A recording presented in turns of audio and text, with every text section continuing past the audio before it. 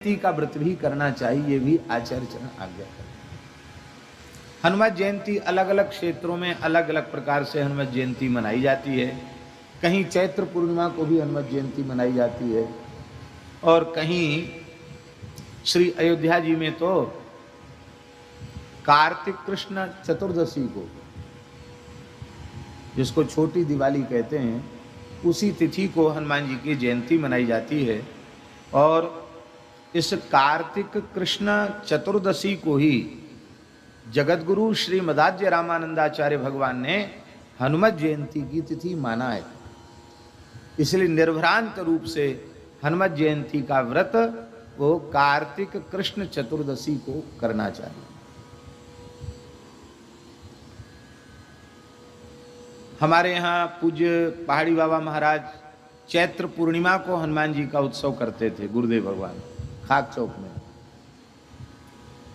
तो अपने यहाँ दोनों ही मना लेते हैं। गुरु जी मनाते थे तो चैत्र वाला भी मना लेते, अधिकस्याधिकम फलम। और गौशाला में जो हनुमान जी विराजे हैं वो हनुमत जयंती वाले दिन दीपावली के अवसर पर विराजे हैं, तो उनका उत्सव उस समय मना लेते हैं। तो इस स्थान में राम जी का तो एक ही उत्सव होता है, हनुमान जी के दो दो उत्सव हो जाते हैं। तो चैत्र वाला भी कर लेते हैं और कार्तिक वाला भी कर लेते हैं। ये राम जी हनुमान जी का अवतरण कब हुआ, आचार्य चरण वर्णन कर रहे हैं। स्वात्याम कुजे शैव तिथौ तु कार्तिके कृष्णो कृष्णेञ्जना गर्भत एव मेषके श्रीमान कपीट प्रादुर्भूत परंतपो व्रतादिना तत्र तदुत्सवं चरेत्।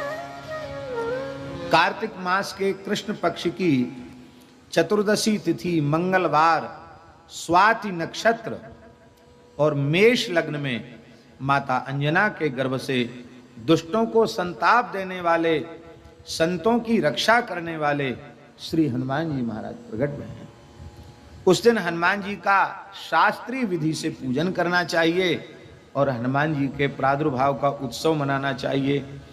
ये हनुमान जी की जयंती चतुर्दशी की है और रात्रि को हनुमान जी का अवतरण हुआ है। इससे यह भी रात्रि को 12 बजे है अवतरण हनुमान जी का।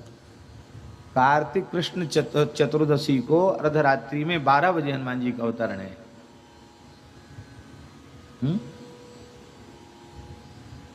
और इसीलिए पूज्य बक्सर वाले महाराज जी ने लिखा, जन्मते जगी जठर की ज्वाल गगन में मारी एक उछाल ग्रसे रवि बाल जान फल लाल आपकी जय हो जय हो जय हो।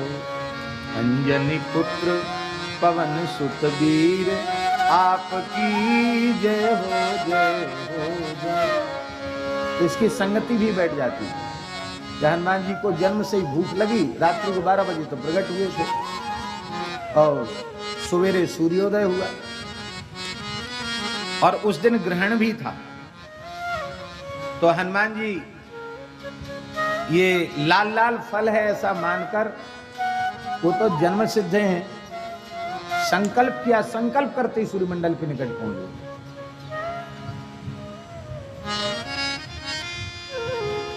और उसी समय राहु भी आक्रमण कर रहा था। अमावस्या तिथि है, ग्रहण था। तो राहु ने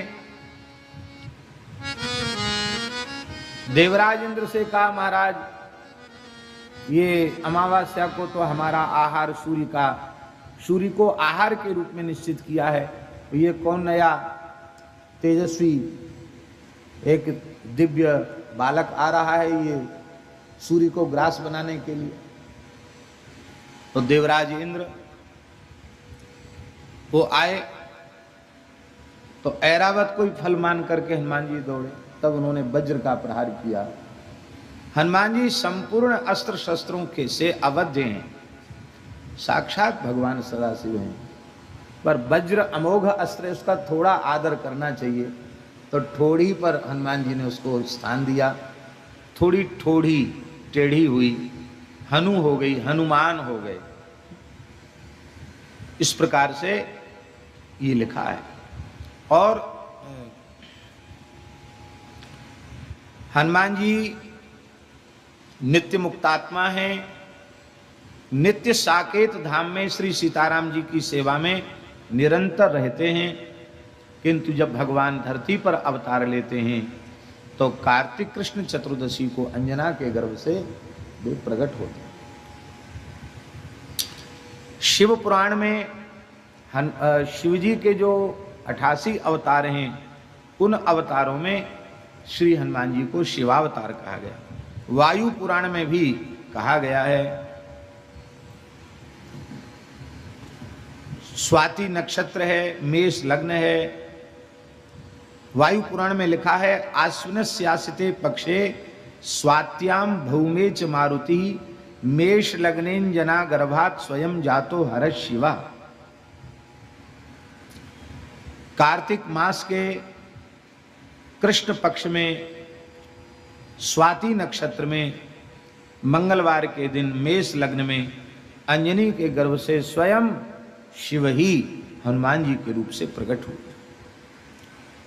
अगस्त संहिता में लिखा है ऊर्जे कृष्ण चतुर्दश्याम भौमे स्वात्याम कपीश्वर मेषे लग्नेन जना गर्भात स्वयं प्रादुर्भूतो शिवा। स्वयं शिव जी ही प्रकट हुए। आनंद रामायण के अनुसार वो जो भविष्य प्रकट हुआ था चरु, उस चरु को चील लेकर के उड़ गई थी और अंजना जी तपस्या कर रही थी। उनके आंचल में उस दोने को गिरा दिया और आकाशवाणी की आज्ञा से अंजना जी ने उसे ग्रहण कर लिया। तो चैत्र पूर्णिमा को हनुमान जी का अवतरण हुआ, ऐसा आनंद रामायण में लिखा है। तो कल्प भेद से वो भी ठीक है। महाचैत्री पूर्णिमायाम समुत्पन्नोंजनी सुतः वदंती कल्प भेदेन बुधा इत्यपि केचन। ये कल्प भेद से, ये बात स्वयं आनंद रामायण में लिखी है, दोनों ही प्रचलित हैं। इस बार ललितपुर में सतुआ बाबा के समायोजकत्व में श्री मुरारी बापू जी की राम कथा हो रही थी। हम भी 2 घंटे के लिए एक दिन गए थे। वहां एक बात हमें श्री मुरारी बापू जी की बहुत अच्छी लगी, उस बात को हम निवेदन करना चाहते हैं। उन्होंने कहा कि देखो,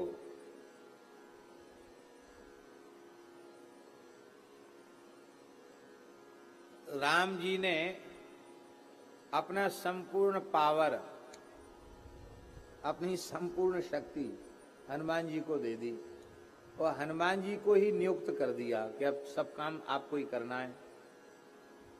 और हनुमान जी प्रसन्न कैसे हों? बोले हनुमान जी प्रसन्न हो गए तो राम जी प्रसन्न, सीता जी प्रसन्न, लक्ष्मण जी प्रसन्न, भरत जी प्रसन्न, शत्रुघ्न जी प्रसन्न, शिव जी प्रसन्न, पार्वती जी प्रसन्न। कौन ऐसा है जो प्रसन्न न हो हनुमान जी के? सब प्रसन्न हो जाएंगे हनुमान जी के। और वो हनुमान जी को प्रसन्न करने के लिए हम क्या करें? तो उन्होंने कहा कि तंत्र मंत्र की साधनाएं, उपासनाएं भी हैं। वो बोले हम लोग बिना पढ़े लिखे, हम लोगों के लायक नहीं है। हमने तो इतना ही समझा है कि हनुमान जी को प्रसन्न करने के लिए कम से कम 5 दोहा, और 5 दोहा न हो सके तो 1 दोहा रामचरितमानस की पंक्तियों को प्रेम से गाकर इस भाव से सुनाना कि हनुमान जी सामने बैठकर सुन रहे हैं। क्योंकि प्रभु चरित्र सुनिवे को रसिया, तो वो प्रभु चरित्र उनको सुनावेंगे तो वो प्रसन्न हो जाएंगे। दूसरा,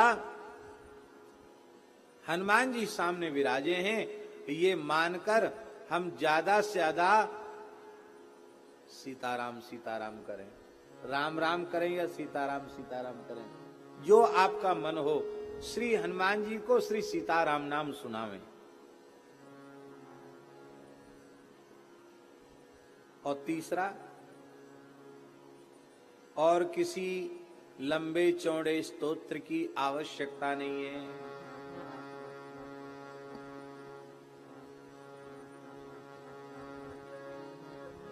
बोले हनुमान जी की स्तुति सबसे बढ़िया, तुलसीदास जी कृत स्तुति। जय जय जय हनुमान गोसाई, कृपा करहु गुरुदेव की नाई। जय जय जय हनुमान गोसाई, कृपा करहु गुरुदेव की नाई। कृपा करो, हनुमान चालीसा का पाठ करो, 5 पाठ 7 पाठ, जितना आपकी इच्छा हो उतने पाठ करो, प्रेम से करो। तो मानस जी का पाठ, हनुमान चालीसा का पाठ और सीताराम सीताराम। और एक बात उन्होंने और कही, मान लो कोई ये कहे कि हम तो बिल्कुल निरक्षर भट्टाचार्य हैं, हमको ना हनुमान चालीसा आता है ना मानस जी आती, वो कोई चिंता की बात नहीं, केवल राम राम करो। वो हनुमान जी सुन रहे हैं, हनुमान जी राजी हो रहे हैं, बस ये चिंतन करो, ध्यान करो, इतने से भी बात बन जाएगी। इस तरह के आशय की बात उन्होंने कही थी। उनके कहने का तरीका अपने ढंग का है, हमने उन्हीं के भावों को अपने ढंग से व्यक्त किया है। बहुत अच्छी बात लगी।